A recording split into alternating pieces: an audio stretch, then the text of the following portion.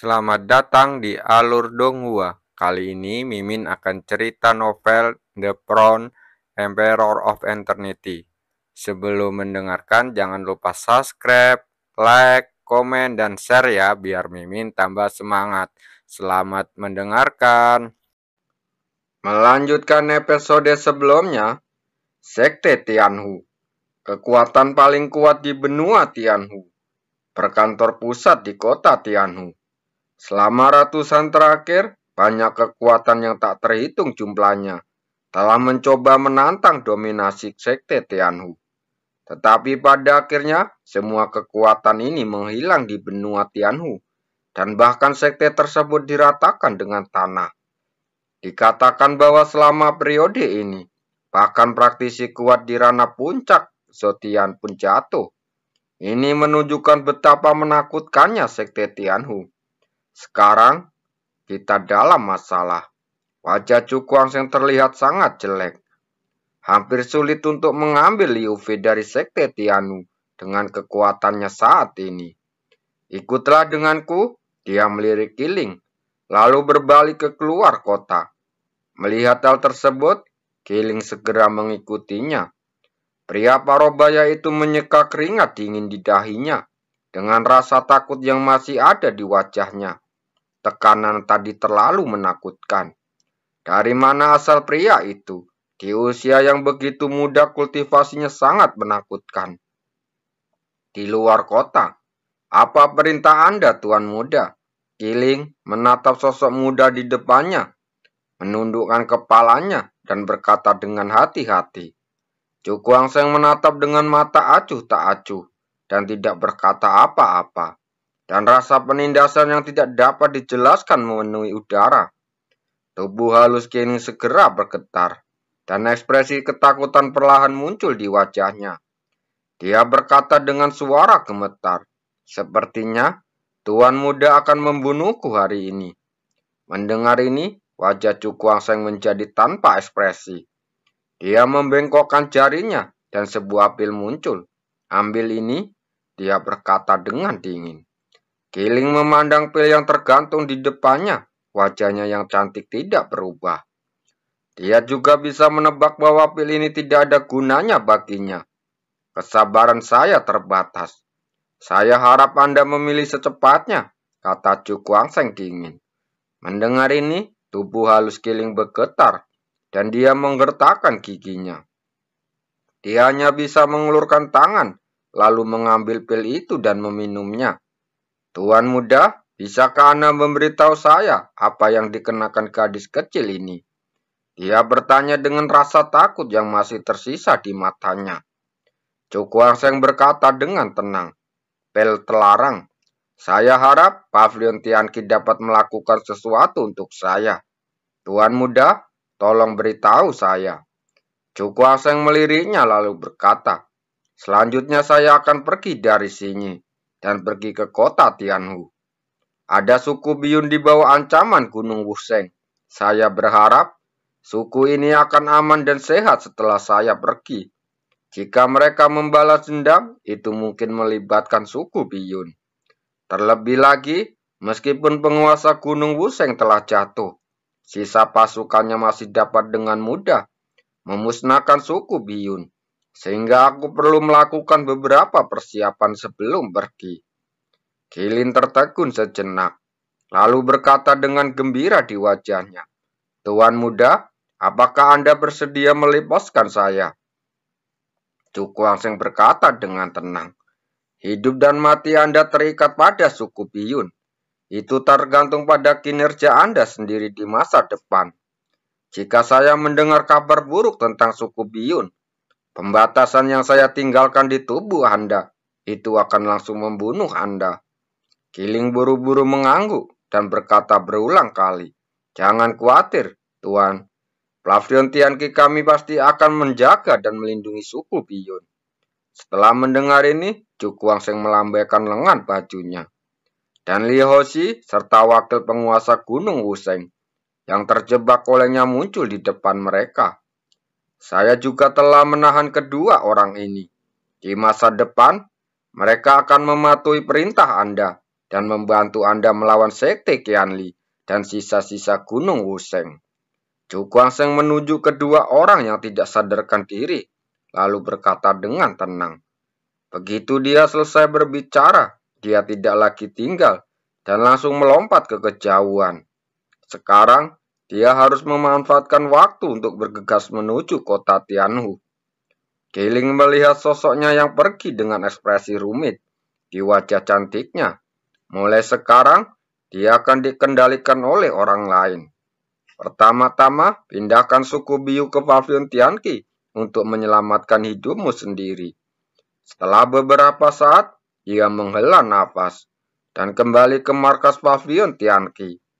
Di atas pegunungan, awan putih tiba-tiba terkoyak, dan sosok tubuh dengan cepat lewat dan bergegas ke kejauhan.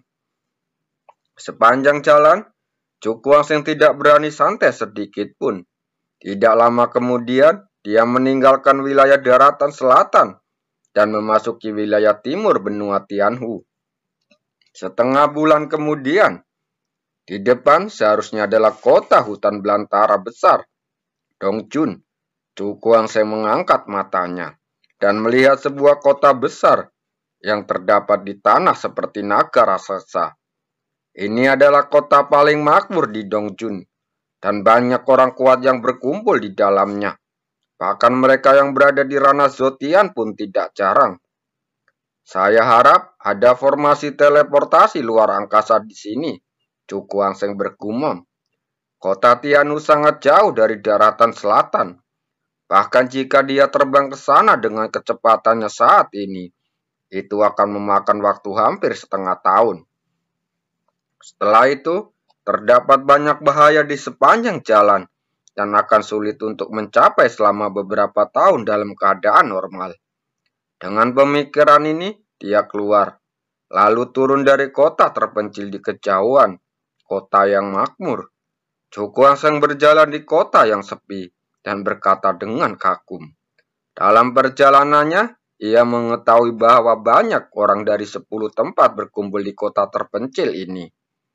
Mencoba mengumpulkan berbagai informasi untuk menemukan beberapa rahasia yang tersisa di zaman kuno. Aku ingin tahu apakah ada berita tentang bunga dewa palsu di sini. Chu Guangsheng mengerutkan kening dan bergumam. Sebelum bergegas ke kota Tianhu, dia juga pernah meningkatkan kultivasinya dan mencari bunga dewa palsu dan menyempurnakan pil dewa palsu. Tidak diragukan lagi merupakan cara terbaik. Silakan bertanya-tanya dulu. Dengan pemikiran ini, Chu Guangsheng berjalan menuju pusat kota. Setengah jam kemudian, Pavilion Fanglin. Chu Guangsheng mengangkat kepalanya dan sebuah loteng besar terlihat di depan loteng. Sebuah plakat biru tergantung. Setelah bertanya, diketahui ini adalah tempat yang paling banyak mendapat informasi di seluruh kota Dahuang. Bahkan, beberapa informasi tentang kota Tianhu dapat diperoleh di sini. Adik, apa yang ingin kamu ketahui? Begitu memasuki Pavilion Fanglin, seorang pria parubaya dengan sosok kekar mendatanginya sambil tersenyum saat bertanya. Chu Guangsheng meliriknya dan berkata terus terang, saya ingin tahu tentang formasi teleportasi luar angkasa dan bunga dewa palsu. Pria parubaya itu menyipitkan mata kecilnya, memandang Chu Guangsheng dengan ekspresi aneh, lalu berkata sambil tersenyum. Adik laki-laki ini tampaknya memiliki latar belakang yang luar biasa. Bunga dewa palsu adalah ramuan yang sangat berharga dan memang bukan barang biasa. Chu Guangsheng mengerutkan kening dan berkata, apakah ada? Ya, ya. Melihat ekspresi tidak sabarnya, pria parubaya itu berkata sambil tersenyum. Formasi teleportasi luar angkasa ada di rumah Zuhe di selatan kota. Pada titik ini, dia berhenti menatap Chu Guangsheng sambil tersenyum. Makna di matanya sudah jelas. Berapa? Tanya Chu Guangsheng. 10.000 batu luar angkasa. Pria parubaya itu mengulurkan jarinya dan berkata sambil tersenyum. Wajah Chu Guangsheng berkedut. Orang ini sangat pandai berbicara. hanya sebuah berita yang membuatnya kehilangan 10.000 batu luar angkasa. Namun saat ini, ia terlalu malas untuk mengikuti tanda tinta tersebut dan langsung melemparkan cincin berisi batu luar angkasa. Pria parubaya itu mengambil cincin itu, menghitung jumlahnya di dalamnya, dan berkata sambil tersenyum. Berita tentang bunga dewa palsu berasal dari pasar perdagangan di utara kota. Anda bisa pergi ke sana dan melihatnya. Setelah mengetahui tentang bunga dewa palsu, Chu Guangxing meninggalkan pavilion Fengli dan langsung menuju ke pasar perdagangan di utara kota. Berbeda dengan kemakmuran di pusat kota Dahuang, tidak ada gedung tinggi di sini. Namun, popularitasnya bahkan lebih ramai. Dia melihat sekeliling, ini adalah alun-alun batu hitam besar, dengan arus yang datang dan pergi tanpa henti, menciptakan suara berisik yang mencapai langit. Dan di beberapa plafon batu melingkar di alun-alun, terdapat harta karun langka yang tak terhitung jumlahnya, bersinar dengan cahaya yang menyilaukan. Tempat yang sangat ramai. Chu Guangxing berjalan ke pasar perdagangan.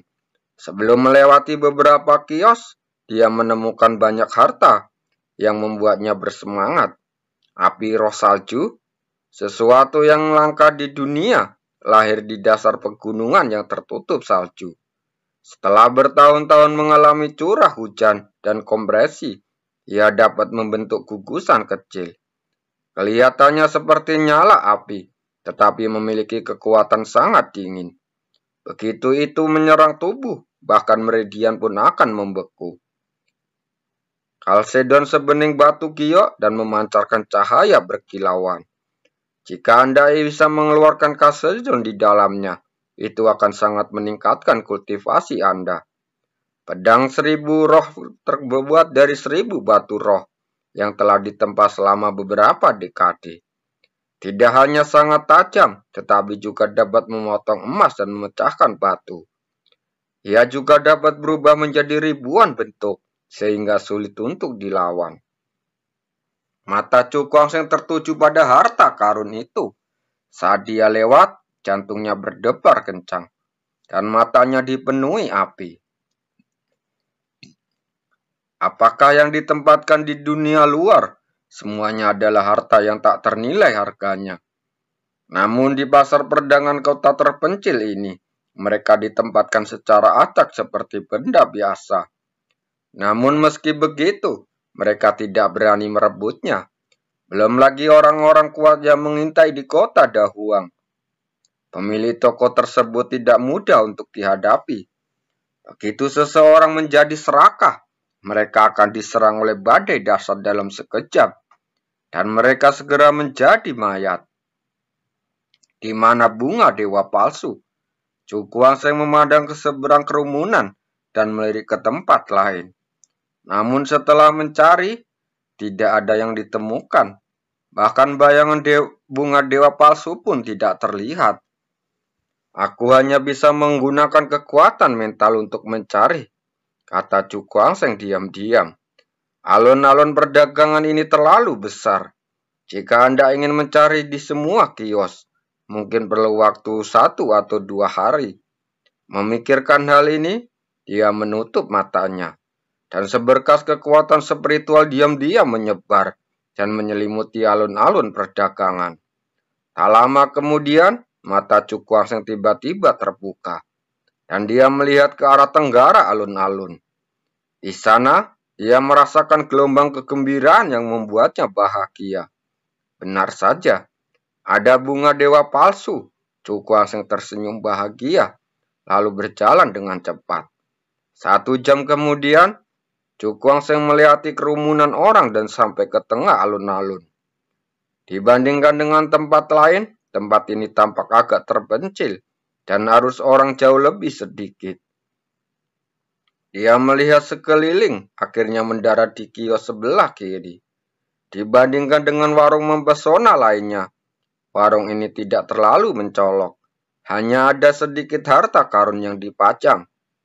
Bunga dewa palsu, Chu Guangxing menatap ke suatu tempat di kios. di mana ada bunga hitam gelap. Bunga ini terlihat biasa saja. Satu-satunya yang menarik perhatian adalah garis-garis aneh yang terbentuk secara alami pada kelopaknya. Cukuangseng menekan kegembiraan hatinya dan berjalan mendekat. Dia mengambil harta lainnya lalu melihat sebentar. Kemudian dia mengambil bunga dewa palsu dengan santai lalu bertanya, "Berapa harga benda ini?"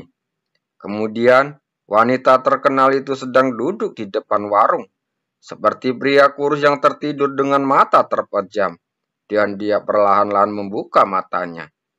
5 juta batu luar angkasa, dia berkata dengan tenang. Mendengar ini, wajah Cukuangseng bergerak-gerak. Ini benar-benar harga yang diminta sangat tinggi, tanpa margin sama sekali. Anda harus tahu bahwa tidak banyak batu luar angkasa di bawah di tubuhnya. Menghitung sisa batu luar angkasa di kota Tiandu dan batu luar angkasa yang ditukar dengan pil permurnian di jalan hanya ada 3 juta. Terlalu mahal. Cukuangseng dengan santai menjatuhkan bunga dewa palsu, lalu bertepuk tangan dan hendak pergi. 4 juta? Ketika pria kurus itu melihat bahwa dia akan segera pergi, ada sedikit keinginan di matanya, dan dia segera berkata, "Tidak semua orang bisa mengenali bunga dewa palsu. Dia hanya bisa merasakan bahwa bunga itu agak aneh, jadi dia menanyakan harga berdasarkan perasaannya. Paling banyak 2,5 juta. Cukuangseng melirik dan berkata dengan tenang. Mulut pria itu bergerak-gerak. Pria ini 2,5 juta. Jual atau tidak? Jika tidak, cari rumah lain. Melihat keraguan di mata pria kurus itu, Cukuangseng segera berbalik, lalu berjalan belasan langkah. 2,5 juta, saya akan menjualnya. Pria kurus itu berdiri dengan cemas saat berkata. Cukuangseng berhenti, lalu berbalik dengan enggan, lalu berjalan kembali. Ada 2,5 juta batu luar angkasa di sini. Dia melemparkannya dengan santai dan melemparkan cincin luar angkasa. Pria kurus itu mengambil cincin luar angkasa dan menghitungnya dengan cermat sebelum menyerahkan bunga dewa palsu. Cukuangseng sangat gembira saat melihat bunga dewa palsu terbang. Namun wajahnya setenang air tanpa gejolak apapun. Namun saat bunga dewa palsu hendak jatuh, cahaya merah dan bayangan tiba-tiba muncul langsung menggulung bunga dewa palsu, mencoba merebutnya. Dia sama saja terdengar tawa manis. Anak muda ini, aku juga menyukai benda ini. Aku ingin tahu apakah itu bisa untuk senior ini. Wajah Cukuangseng menjadi dingin. Dia mengulurkan tangannya, lalu menggenggam cahaya merah.